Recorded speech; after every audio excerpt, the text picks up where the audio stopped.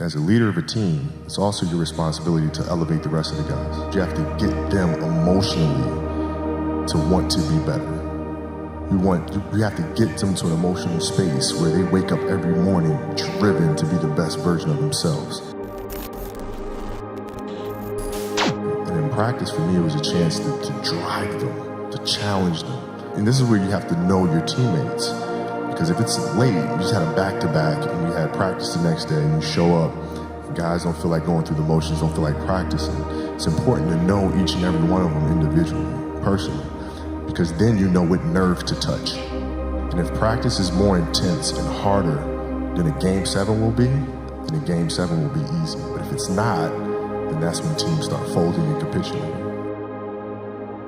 I think the best way to prove your value is to work, is to learn, is to absorb, to be a sponge. But you always want to outwork your potential. As hard as you believe you can work harder than that. And that's what I tried to do when I first came in the league. But basketball is such a direct competition sport.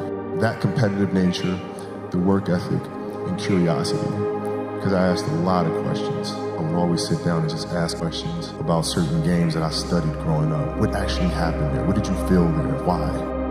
I always dreamed as a kid that it was possible to score 80 or 90 or 100. I always just had a dream. Sometimes you lay down in bed and you visualize things. I'd imagine playing for the Lakers, and I'd imagine what the uniforms look like. I'd imagine where we'd be playing, and the smell of the arena and all that stuff. And I would see myself, getting hot.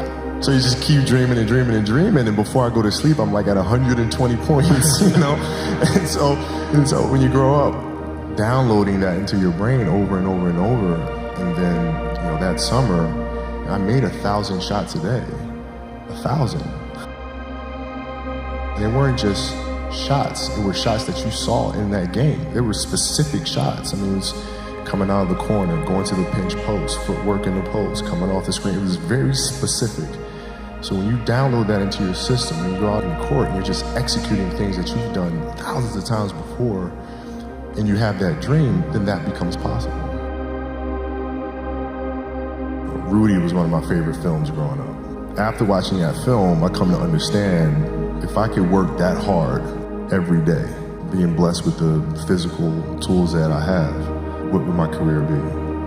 And I made a promise to myself from that day that I was going to work that hard every single day so that when I do retire, I have no regrets.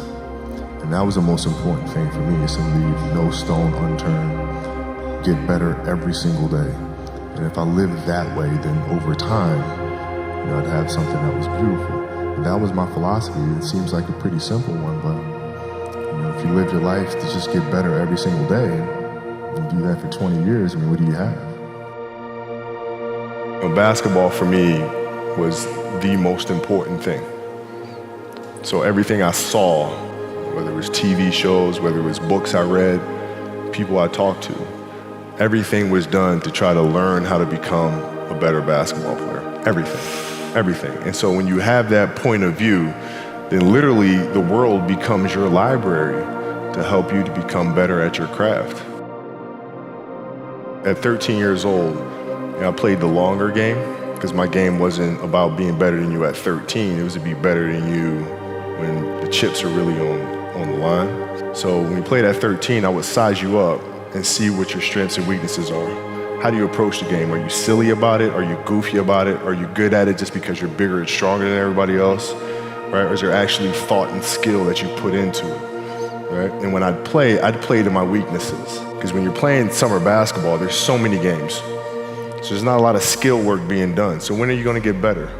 Right? When you're playing in competition situations, you're only playing to your strengths. Why? Because you want to win. Right? So what I would do, I was work on the things during those games that I was weak at. Left hand, post game, pull up jump shot. Right? So I have a strategy. And so then fast forward to when I'm 17 and my game is completely well-rounded, and that player at 13 that I saw at 13 is still doing the same shit at 17, now you got a problem. I see a lot of players take vacations with other players that are close friends. It's just to take vacations or just hang out, just to hang out. I never did that. Why not though? Why didn't you do that? Well, because when I retire, I didn't want to have to say, I wish I would have done more. I don't want that. What were some of the factors you looked at on how to improve your game season after season? The game itself it's a complicated answer. So there are very tactical things in terms of footwork and geometry of the court. So you're looking at the court and looking at the 45-degree angles that the court is shaped in and how it needs to operate. That's one component to it. So looking at spots on the floor where you can increase your efficiency, right? You can be on the wing, but there's a certain spot on the wing that improves your angle to drive to the basket, right? So that sort of stuff. Footwork of the opposition, looking at the emotion of the opposition, their tendencies, their weaknesses, and all that stuff. Understanding the momentum of the game, how to create momentum shifts, where momentum shifts come from, all this sort of stuff. And then studying outside of that, right? Looking at different industries, looking at conductors, looking at writers, looking at actors and how they get into character, and then how do they keep themselves in that mental space. So looking at different industries, looking at nature itself, and learning from that and how you can incorporate that into the game. It's a lot of studying. What is the conversation like with your wife and kids to say, listen, this is what I'm doing? How did that conversation go? Well, with the kids, it's different. So like the communication with our children is that Pops is working hard. This is the level of attention to detail you need to have in everything you do. So it's setting the example. Same thing with my wife. My wife's a stay-at-home wife. It's the hardest job, man. So she works really hard at that. I mean, it's, and so her attention to detail with that as well are examples for our children. And then for my wife, it's, she's as competitive as I am. So she's like, listen, man, if you're gonna be out here training 8 hours a day, if you're gonna spend 9 months out of the year away from your family, you better win the championship. But it's a balancing act, and that's the thing that's important, is understanding that we have to have so much energy.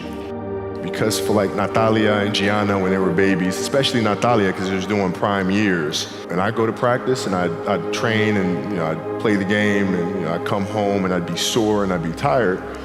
And she wants to go swimming, she wants me to take her to the park, she wants to just jump on my back or whatever the case may be.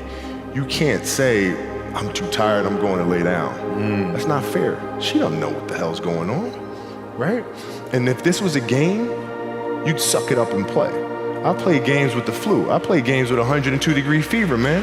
You can't do that. That is so powerful. Right? You gotta be on, man. Like sometimes I'd fly back. Like I'd play a game, to not miss my daughter's birthday, I'd fly back, be there for her birthday, and then fly back with the team, just to make sure I don't miss anything. You gotta lead by example. As parents, you gotta lead by example. If you want your kids to do whatever it is they want to accomplish in life, you have to show them. You gotta show them. And that's what I tried to do. Competitiveness inside was like, no, I'm gonna do something in the next 20 years that is better than these last 20. What I have to do now is make sure that the people that we bring in, these obsessives that we bring in, are challenging themselves to do the best job that they think they can do. That's what I'm there for, is for them to constantly look in the mirror and self-assess and challenge themselves.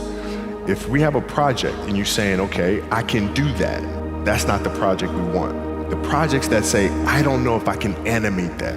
I don't know how to write that story. I don't know how to do that. Those are the things we want, because through that curiosity, you'll reach a level that you didn't think was possible.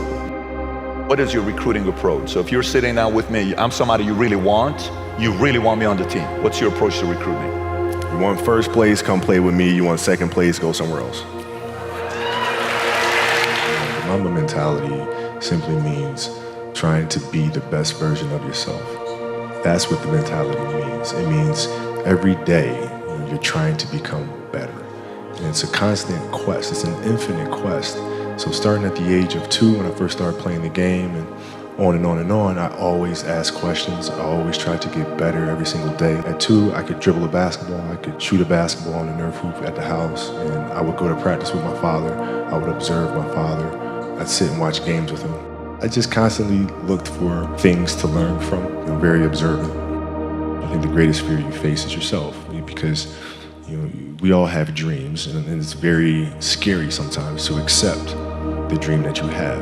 And it's scarier still to say, okay, I want that. It's scary because you're afraid that if you put your heart and soul into it and you fail, then how are you going to feel about yourself, right? So being fearless means putting yourself out there and going for it. No matter what, go for it. Not for anybody else, but for yourself. My goal is changed drastically as I got older.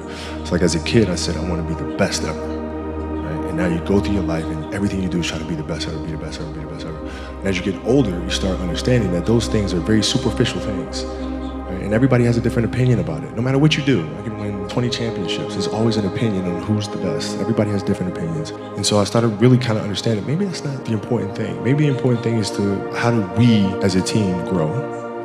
How do I help my teammates be better? So that was the first change for me. And then as I got older still, it became more about how are you inspiring others, right, to find themselves. That is the ultimate championship. So won 5 championships, that's great. Another team won a championship this year. Team's gonna win a championship next year. Those things come and they go.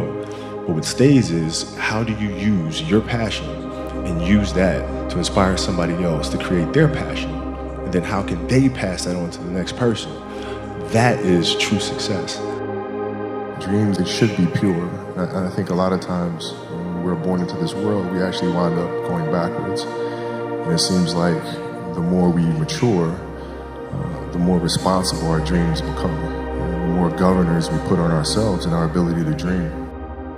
So it's not a matter of pushing beyond your limitations or expectations. It's really a matter of protecting your dreams, protecting your imagination. That's really the key. And when you do that, then the world just seems limitless.